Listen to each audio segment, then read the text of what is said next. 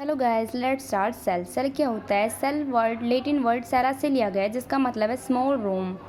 Cell हमारी body की सबसे छोटी इकाई होती है। सभी ऑर्गेनिजम्स की संरचनात्मक क्रियात्मक इकाई होती है, ठीक है। इसकी स्टडी को हम साइटोलॉजी कहते हैं। जो रॉबर्ट हुक, उन्होंने सेल की डिस्कवरी 1665 में की थी। इन्होंने एक कॉर्क की डेड सेल पर रिसर्च किया था। 1665 में इन्होंने एक बुक भी लिखी थी, माइक्रोग्राफिया, जिसमें उन्होंने सेल का जिक्र किया था।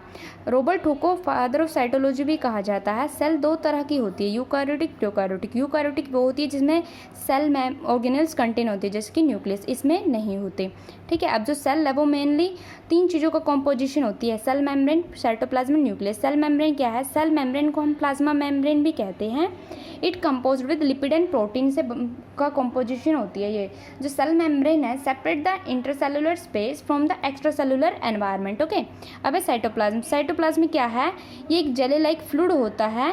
It composed with water, salt and protein. इन तीनों का कॉम्पोजिशन होता है। जो सेल साइटोप्लाज्म है वो सेल ऑर्गेनेल को कंटेन करके रखता है। अब हम सेल ऑर्गेनेल्स के बारे में अब थोड़ी देर बाद पढ़ेंगे।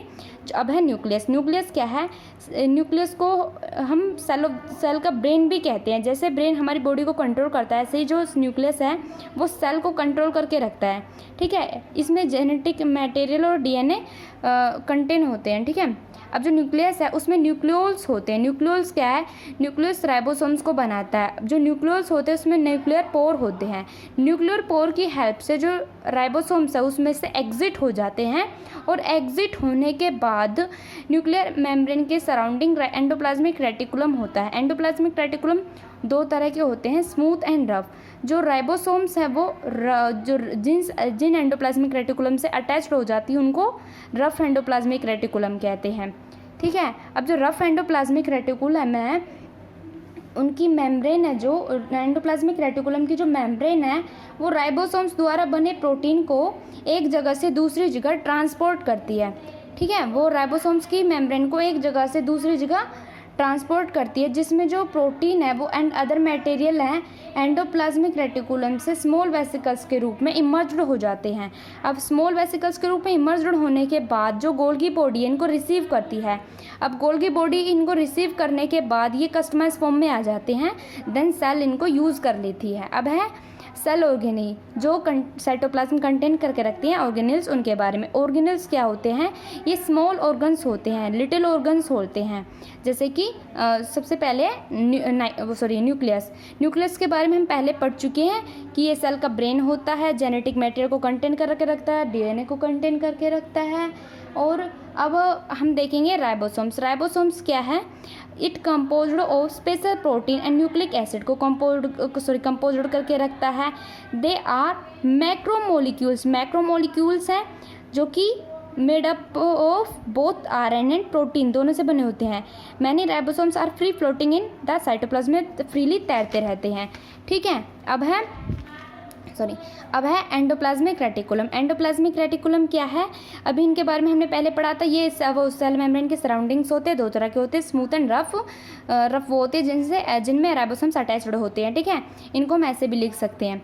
अब है गोल्गी एपेरेटस। गोल्गी एपेरेटस को हम Golgi body, Golgi complex, Golgisome और गोल्गी वो एपेरेटस और इंटरनल रेटिकुलम एपेरेटस भी कहते हैं, ठीक है। अब है जो गोल्गी एपेरेटस उनको ट्रैफिक पुलिस ऑफ सेल भी कहा जाता है। ये किस में हेल्पफुल होते हैं? Storage and packaging of vesicles. ये जो वेसिकल्स यहाँ से निकलते हैं उनकी स्टोरेज एंड पैकेजिंग में हेल्पफुल होते हैं। लाइजोसोम्स का प्रोडक्शन करते हैं, लाइजोसोम्स का प्रोडक्शन करते हैं, और न्यूक्लियस के पास में होते हैं, और ये है ना एक दूसरे के ऊपर पैरेलल के फॉर्म में होते हैं, ठीक है। माइटोकॉन्ड्रिया। माइटोकॉन्ड्रिया क्या है? Power house of the cell. इसको हम power house of the cell भी कहते हैं।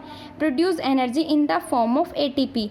एडिनोसाइन ट्राइफॉस्फेट की फॉर्म में ये एनर्जी वो प्रोड्यूस करती है, ठीक है। साइट्स ऑफ एरोबिक रेस्पिरेशन है। Having two membrane, outer and inner. जो इनर है उसमें फिंगर लाइक स्ट्रक्चर होते हैं, फिंगर लाइक फोल्डिंग्स होती हैं, जिनको हम क्रिस्टई कहते हैं, ठीक है। अब जो माइटोकॉन्ड्रिया है वो उसमें अपना खुद का डीएनए होता है, ठीक है। लाइजोसोम्स क्या है? सुसाइडल बैग ऑफ सेल कहा जाता है इनको। सुसाइडल बैग क्यों कहा जाता है? कई बार जब किसी भी डिस्टर्बेंस के कारण जो सेल है वो डैमेज हो जाती है, डेड हो जाती है, तो जो लाइजोसोम्स है वो फट जाते हैं और उनके फटने के कारण इनको सुसाइडल बैग कहा जाता है। और एक ख़ास बात यह है कि लाइजोसोम्स के फटने के तुरंत बाद ही जो सेल है वो नया सेल है जो वो बनना स्टार्ट हो जाता है। सेल कंटेंट डाइजेस्टिव सिस्टम को कंटेन करके डाइजेस्टिव एंजाइम्स को कंटेन करके रखते, सॉरी, ठीक है। Okay guys, thank you, thanks for watching this video.